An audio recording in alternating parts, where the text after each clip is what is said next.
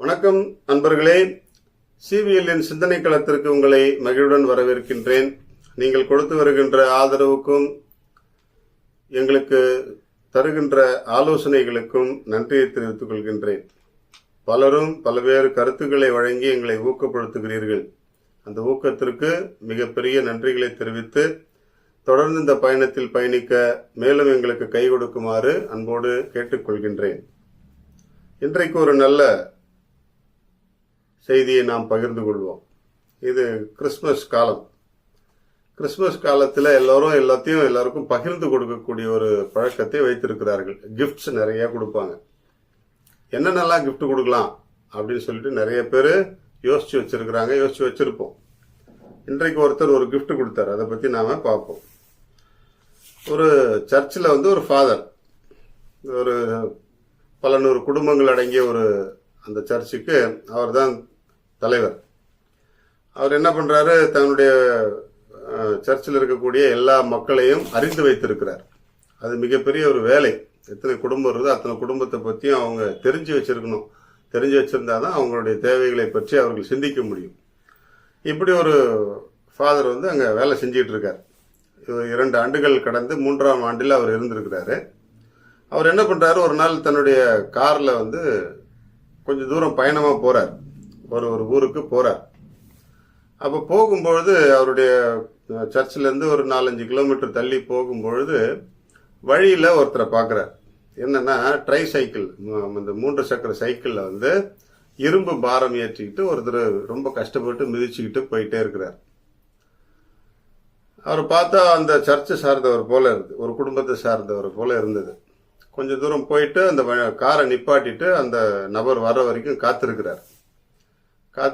அவருடைய நிப்பாட்டி அவருடைய பெயர் எல்லாத்தையும் இவரே கேட்டு விசாரிச்சுட்டு, நீங்க இவ்வளவு பாரம் ஏத்திட்டு போறீங்க, உங்களுக்கு கஷ்டமா இல்லையா அப்படின்றாரு. இது என்னுடைய வேலை சாமி, நான் அதை தான் செஞ்சாகணும்.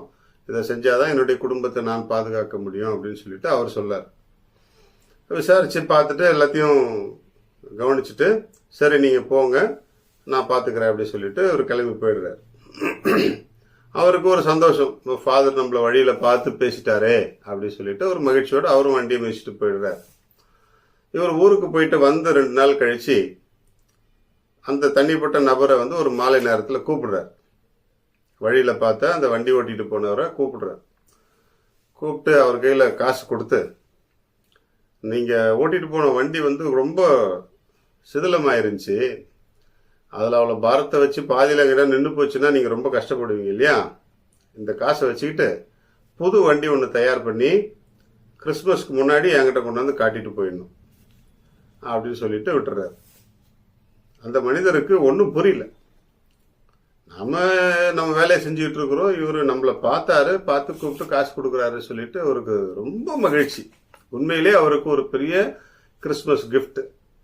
போறாரு, வேகமா பொருட்கள் வாங்குறாரு, வண்டியை சீரமைக்கிறாரு, புதிதா மாத்துறாரு, எங்கெங்கெல்லாம் பலவீனமா இருக்கோ எல்லாத்தையும் சரி பண்ணி வீக்கா இருக்கிற பார்ட் எல்லாம் கரெக்ட் பண்ணி கொண்டு ஃபாதர்கிட்ட காட்டிட்டு, ரொம்ப தேங்க்ஸ் ஃபாதர் அப்படின்னு சொல்லிட்டு அவர்கிட்ட ஆசீர்வாதம் வாங்கிட்டு போயிடுறாரு. இயேசு கிறிஸ்து இந்த உலகத்துல வந்த விழாவை கொண்டாடக்கூடிய இந்த நாட்கள் அவருடைய ஒரு வார்த்தை இருக்கு, ஆயன் தன் ஆடுகளை அறிவது போல் நான் உங்களை அறிந்திருக்கிறேன் என்று சொல்லி இயேசு சொல்லியிருப்பார்.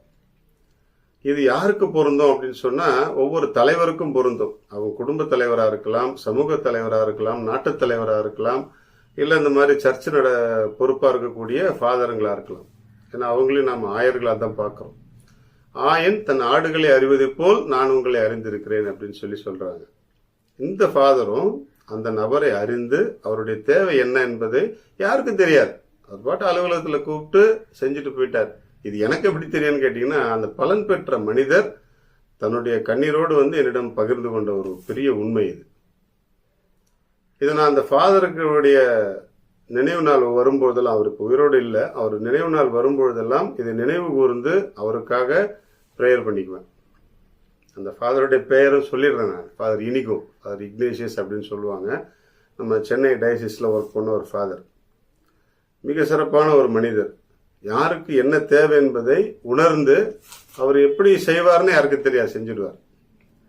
இதே போல நம்முடைய உதவிகளும் யாருக்கும் தெரியாமல் செய்வது என்பது மிகப்பெரிய விஷயம்.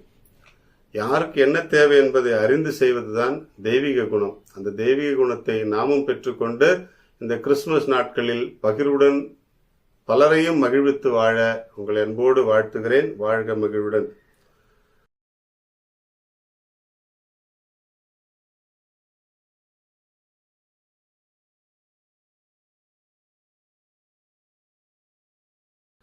மாதுளை பிஞ்சு, நான் மாதுளை பழத்தை சாப்பிடுவோம் இல்லையா, மாதுளை பிஞ்சு அதை சாப்பிட்ருக்கவங்களுக்குலாம் அதனுடைய மருத்துவ குணம் நல்லா தெரியும். அதில் என்னன்னா, வறட்டு இருமல், ட்ரை காஃப் இருக்கிறவங்க என்ன பண்ணணும், மாதுளை பிஞ்சு நசுக்கி அல்லது நல்லா மைய அரைச்சி பாலில் கலந்து சாப்பிட்டா அந்த வறட்டு இருமல் அழகாக நின்றும்.